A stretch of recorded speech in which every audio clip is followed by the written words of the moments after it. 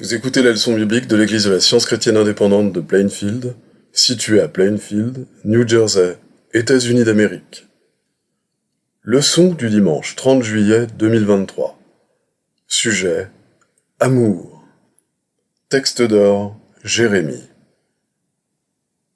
De loin l'Éternel se montre à moi. Je t'aime d'un amour éternel. C'est pourquoi je te conserve ma bonté. Lecture alternée.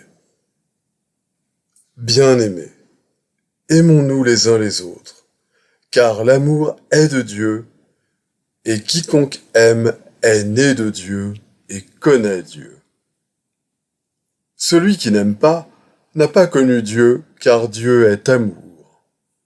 Et cet amour consiste non point en ce que nous avons aimé Dieu, mais en ce qu'il nous a aimés.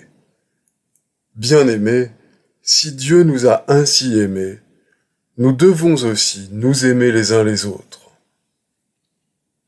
Sache donc que c'est l'Éternel, ton Dieu, qui est Dieu. Ce Dieu fidèle garde son alliance et sa miséricorde jusqu'à la 1000e génération envers ceux qui l'aiment et qui observent ses commandements. Il t'aimera, il te bénira et te multipliera. La Bible. Car Dieu a tant aimé le monde qu'il a donné son Fils unique, afin que quiconque croit en lui ne périsse point, mais qu'il ait la vie éternelle. Jésus parcourait toute la Galilée, enseignant dans les synagogues, prêchant la bonne nouvelle du royaume et guérissant toute maladie et toute infirmité parmi le peuple. Comme il entrait dans un village, 10 lépreux vinrent à sa rencontre. Se tenant à distance, ils élevèrent la voix et dirent : « Jésus, Maître, aie pitié de nous. »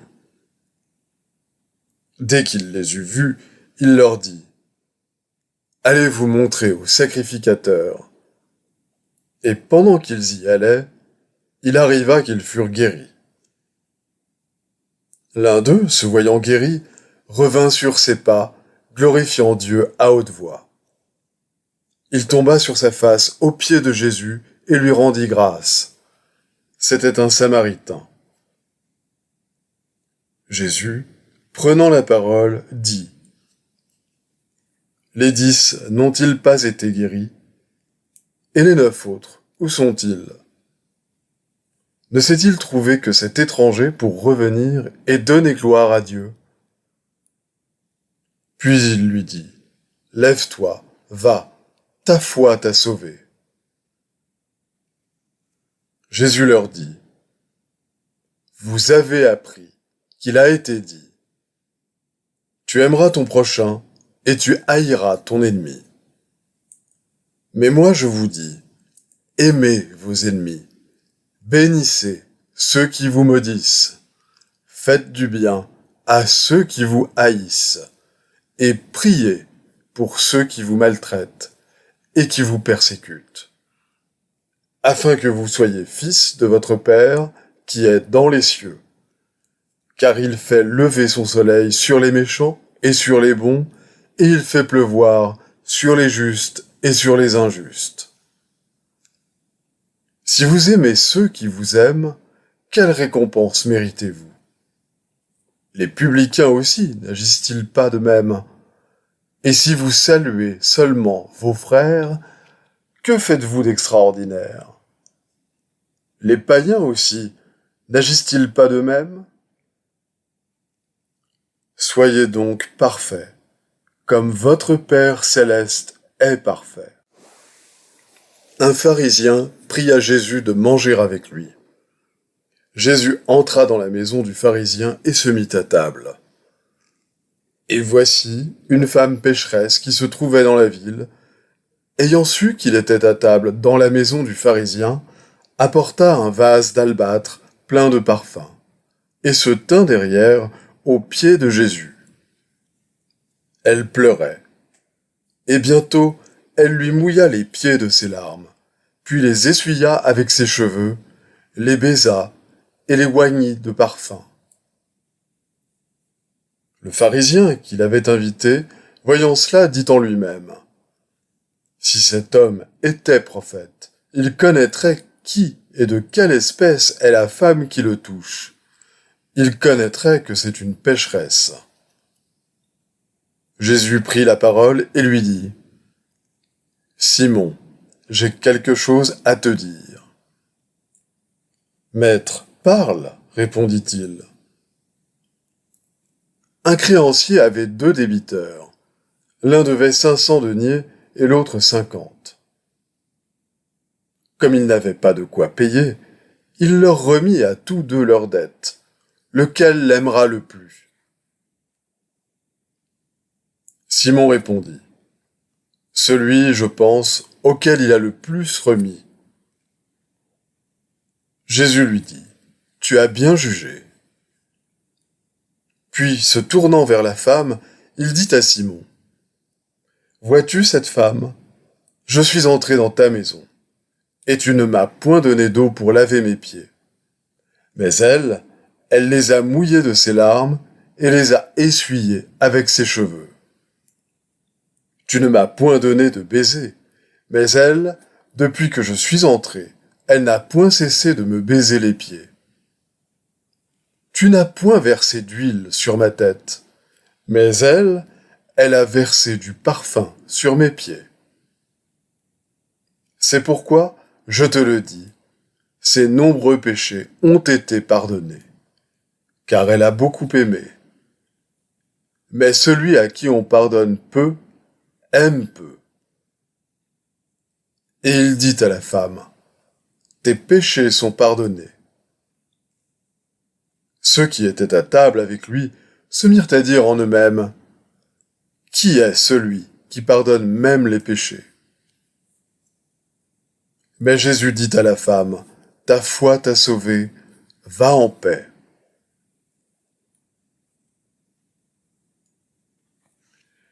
Jésus leur dit encore : Je suis le bon berger. Le bon berger donne sa vie pour ses brebis. Je connais mes brebis, et elles me connaissent.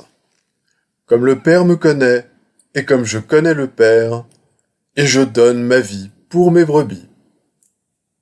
Le Père m'aime, parce que je donne ma vie, afin de la reprendre. Personne ne me l'ôte, mais je la donne de moi-même. J'ai le pouvoir de la donner, et j'ai le pouvoir de la reprendre. Tel est l'ordre que j'ai reçu de mon Père.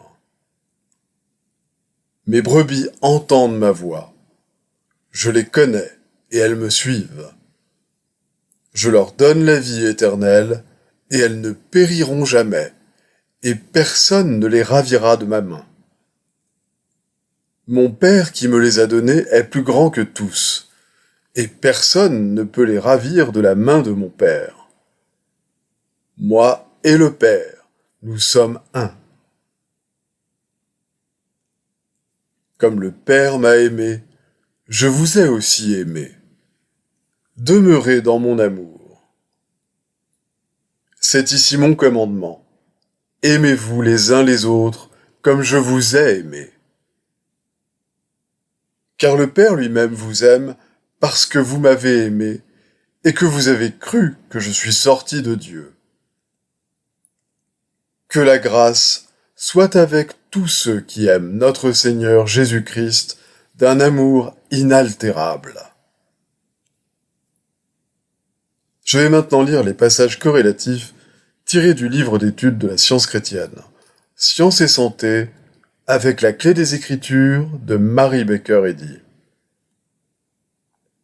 Dieu est amour. Impossible d'en demander davantage, de regarder plus haut, d'aller plus loin. Les rabbins et les prêtres enseignaient la loi de Moïse qui dit « œil pour œil ». Et si quelqu'un verse le sang de l'homme, par l'homme son sang sera versé. Ce n'est pas ainsi que Jésus, le nouvel exécuteur des volontés de Dieu, présenta la loi divine de l'amour, qui bénit même ceux qui la maudissent. Sur les 10 lépreux que Jésus guérit, un seul revint pour rendre grâce à Dieu, c'est-à-dire pour reconnaître le principe divin qui l'avait guéri. Jésus enseigna à ses disciples que l'application du pouvoir guérisseur de la vérité et de l'amour est le premier des devoirs chrétiens. Il est relaté dans le 7e chapitre de l'Évangile selon saint Luc que Jésus fut un jour le convive honoré d'un certain pharisien nommé Simon, qui n'avait d'ailleurs rien de commun avec Simon le disciple. Pendant le repas, un incident insolite se produisit comme pour interrompre cette fête orientale. Une étrangère entra. Elle portait un vase d'albâtre. Ayant brisé le cachet du vase, elle répandit cette huile parfumée sur les pieds de Jésus, les essuyant de ses longs cheveux qui, selon la coutume des femmes de sa classe, flottaient sur ses épaules. Jésus repoussait-il la femme avec mépris? Refusait-il son adoration? Non. Il la regarda avec compassion. Il ne s'en tint pas là. Sachant ce que se disaient en eux-mêmes les gens qui l'entouraient, surtout son hôte, sachant qu'il se demandait pourquoi, étant prophète, cet invité éminent ne discernait pas immédiatement l'état d'immoralité de cette femme et ne lui ordonnait pas de s'en aller, Jésus les réprimanda par une courte histoire ou parabole. Il parla de 2 débiteurs, dont l'un devait une forte somme et l'autre une plus petite, et leur créancier commun les tint quittes tous les 2. Lequel l'aimera le plus fut la question que le maître posa à Simon, le pharisien. Et Simon répondit, « Celui auquel il a le plus remis. » Jésus approuva cette réponse, et fit ainsi ressortir la leçon pour chacun, la faisant suivre de cette remarquable déclaration adressée à la femme. « Tes péchés te sont pardonnés. » Elle lui arrosa les pieds de ses larmes avant de les oindre d'huile. À défaut d'autres preuves, son chagrin était-il une preuve suffisante pour justifier l'attente de sa repentance, de sa réforme et de sa croissance en sagesse? Il y avait certainement quelque chose d'encourageant dans le seul fait qu'elle témoignait de l'affection à un homme d'une bonté et d'une pureté indiscutables, qui depuis a été considéré avec raison comme l'homme le meilleur qui ait jamais foulé cette planète. Sa vénération n'était pas feinte et se manifestait à l'égard de celui qui devait bientôt, bien qu'on l'ignorât, donner son existence mortelle pour tous les pécheurs, afin que par sa parole et ses œuvres, il puisse être racheté de la sensualité et du péché. Quel était le plus noble hommage rendu à une affection aussi ineffable? L'hospitalité du pharisien ou la contrition de Marie-Madeleine? C'est bien là ce que signifie rechercher la vérité, le Christ, non pour les pains et les poissons, ni comme le pharisien, avec l'arrogance du rang et un étalage d'érudition, mais comme Marie-Madeleine, qui du sommet d'une pieuse consécration la rechercha avec l'huile de l'allégresse et le parfum de la gratitude, avec les larmes de la repentance et ses cheveux tous comptés par le Père. La substance de toute dévotion est la réflexion et la démonstration de l'amour divin guérissant la maladie et détruisant le péché. Notre Maître a dit « Si vous m'aimez, gardez mes commandements. » Jésus enseignait qu'il y a un seul Dieu, un seul Esprit qui fait l'homme à l'image et à la ressemblance de Dieu, de l'Esprit, non de la matière. L'homme reflète la vérité, la vie et l'amour infini. Jésus aida à réconcilier l'homme avec Dieu en donnant à l'homme un sens plus vrai de l'amour, le principe divin des enseignements de Jésus, et ce sens plus vrai de l'amour rachète l'homme de la loi de la matière, du péché et de la mort par la loi de l'esprit, la loi de l'amour divin. Un seul Dieu infini, le bien, unifie les hommes et les nations, constitue la fraternité des hommes, met fin aux guerres, accomplit ces paroles de l'Écriture. Tu aimeras ton prochain comme toi-même. Annihile l'idolâtrie païenne et chrétienne. Tout ce qui est injuste dans les codes sociaux, civils, criminels, politiques et religieux. Établit l'égalité des sexes, annule la malédiction qui pèse sur l'homme et ne laisse rien subsister qui puisse pécher, souffrir, être puni ou détruit. Dans le psaume suivant, un mot indique, bien que faiblement, la lumière que la science chrétienne projette sur les Écritures en substituant au sens corporel le sens incorporel ou spirituel de la divinité. Psaume 23. L'amour divin est mon berger, je ne manquerai de rien. L'amour me fait reposer dans de verts pâturages. L'amour me dirige près des eaux paisibles. L'amour restaure mon âme. L'amour me conduit dans les sentiers de la justice à cause de son nom. Quand je marche dans la vallée de l'ombre de la mort, je ne crains aucun mal, car l'amour est avec moi. La houlette de l'amour et le bâton de l'amour me rassurent. L'amour dresse devant moi une table en face de mes adversaires. L'amour oint d'huile ma tête, et ma coupe déborde. Oui, le bonheur et la grâce m'accompagneront tous les jours de ma vie, et j'habiterai dans la maison, la conscience de l'amour, pour toujours. La partie vitale, le cœur et l'âme de la science chrétienne, c'est l'amour. Les devoirs quotidiens de Mary Baker Eddy. Prière quotidienne. Il sera du devoir de tout membre de cette Église de prier chaque jour. Que ton règne vienne, que le règne de la vérité, de la vie et de l'amour divin soit établi en moi et élimine de moi tout péché. Et puisse ta parole enrichir les affections de toute l'humanité et la gouverner. Règles pour les mobiles et les actes. Ni l'animosité, ni un attachement purement personnel ne doivent déterminer les mobiles ou les actes des membres de l'Église mère.